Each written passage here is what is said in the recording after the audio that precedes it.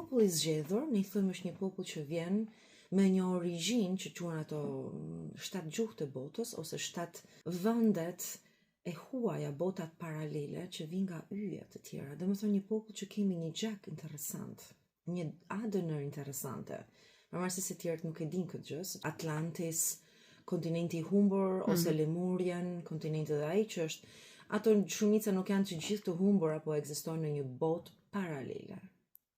Që njerëzimi nuk I shikon, sepse ka që kemi vetin ose veçurinë të shikojmë gjërat, të shikojmë vetëm gjërat e materjes, nuk e shikojmë energjinë, nuk e shikojmë botën e përtejshme. Në kohën para, ndoshta thon pellazgëve ose të ilirëve të lashtë, kemi qenë pothuajse të gjithë Ballkanin me këtë popull.